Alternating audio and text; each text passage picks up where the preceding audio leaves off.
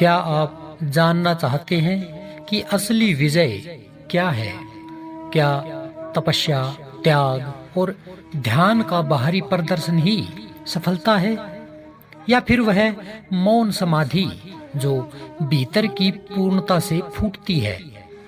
आज हम अष्टावक्र गीता के इस अनोखे सूत्र की तरफ बढ़ते हैं, जहां एक ऐसा चित्र खींचा गया है जिसे जानकर आपके भीतर कुछ शांत हो जाएगा। यह श्लोक हमें उस अवस्था की ओर ले जाता है जहां न कोई प्रयास है, न कोई दिखावा, बस मौन में डूबी पूर्णता है। यह अष्टावक्र गीता का 18वें प्रकरण का 67वां श्लोक है। इस श्लोक में अष्टावक्र जी कह रहे हैं, वह व्यक्ति वास्तव में विजयी होता है जो हर अर्थ का त्याग कर चुका है, जो भीतर से पूर्ण है, जिसकी उपस्थिति ही आनंद से भरपूर है और जिसकी समाधि न कृत्रिम है न ही किसी रुकावट से घिरी हुई है।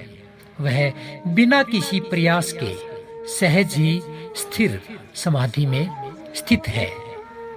आइए जाने इस श्लोक का गहराई से अर्थ। आखिर क्या अष्टावक्र जी हमें यहाँ ज्ञान के रूप में देना चाहते हैं? अष्टावक्र जी की ये बड़ी गूढ़ बातें हैं। ये केवल उनको समझ में आती हैं जो कुछ जानना चाहते हैं, जो भीतर से एक खिंचे खिंचे से तनाव में रहते हैं।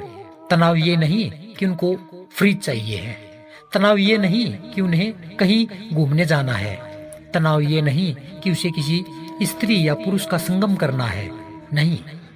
तनाव ये कि आखिर जीवन क्या है, क्यों है, हम क्यों हैं इस पृथ्वी पर। वो जो बेचैनी है उसका उत्तर जो ढूंढने बाहर निकलता है, जिसे आध्यात्मिक प्यास कहते हैं, उन्हीं व्यक्तियों के लिए ये सूत्रों की व्याख्या है।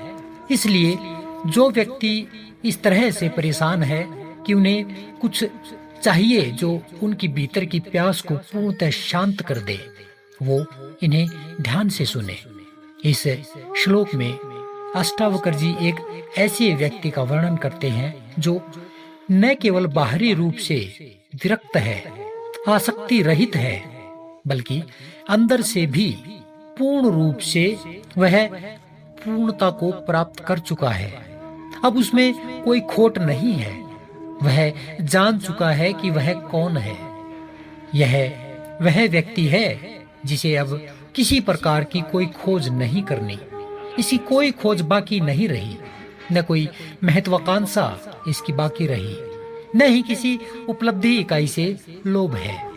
वह जान चुका है कि जीवन को सिद्ध करने के लिए कुछ पाना नहीं होता, बल्कि स्वयं की ओर लौटना होता है। उसने सभी अर्थों का त्याग कर दिया है, यानी अब वह कुछ भी किसी स्वार्थ या उद्देश्य के लिए नहीं करता। उसका जीवन किसी उपलब्धि की दौड़ नहीं, बल्कि एक सहज बहाव है। क्या है? एक सहज बहाव है। वह व्यक्ति जो भीतर से पूर्ण है, उसे किसी बाहरी समर्थन की आवश्यकता नहीं होती। उसके आनंद का स्रोत न संबंध है, न संपत्ति, न ही कोई विचारधारा। वह खुद ही एक रसपूर्ण स्वरूप बन चुका है। ऐसे व्यक्ति की समाधि किसी अभ्यास से उत्पन्न नहीं होती, न ही किसी नियम से पैदा होती है। वह नाटक नहीं करता, दिखावा नहीं करता। उसका ध्यान स्वाभाविक है। वो भीतर से आता है, जैसे एक शांत झील जिसमें कुछ भी हलचल नहीं होती। समाधि का अर्थ यहाँ कोई विशेष मुद्रा में बैठना नहीं है। यह वह अवस्था है जब मन न तो भूतकाल में भागता है, न भविष्य में उलझता है। ये जो आज के सड़क छाप बाबा हैं, इनकी तरह कोई कृत्य यह नहीं करता।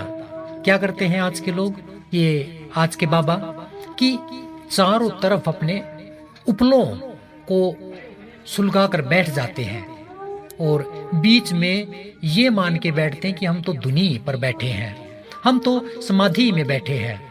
और बाहरी आम संसारी लोग इनसे प्रभावित हो जाता है, हो ही जाएगा, और प्रभावित होकर इनकी तरफ नतमस्तक हो जाता है, और ये उनको फिर राख चटाते हैं पूरी जिंदगी, और अंधविश्वास का एक ऐसा चक्र बना देते हैं कि आम इंसान उनसे कभी बाहर नहीं निकल पाता। तो ये वो समाधि नहीं है, यह वह समाधि है जिनसे विचारों की बाढ़ थम जाती है और चेतना अपने मूल रूप में स्थिर हो जाती है।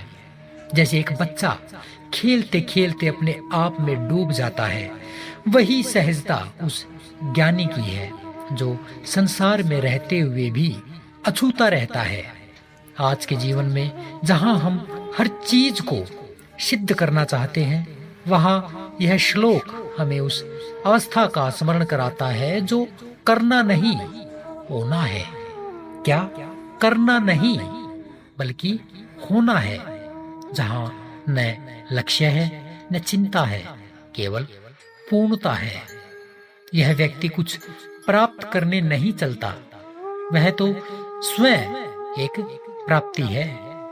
अब आप ये सोचिए कि क्या मैं जिस शांति की खोज कर रहा हूं वह किसी उपलब्धि के बाद मिलेगी, या वह यहीं अभी मेरे भीतर ही है, बस उसे देखना बाकी है। अगर यह बात आपके हृदय को छू गई हो तो इस वीडियो को उन ज्ञान पिपासियों तक पहुंचाएं जिन्हें सच में ऐसे ज्ञान की जरूरत है। संपूर्णता की यह झलक शायद किसी और के जीवन को भी दिशा दे सके। इन्हीं सभी बातों के साथ अगले नए सूत्र में कल फिर मिलेंगे। तब तक के लिए नमस्कार।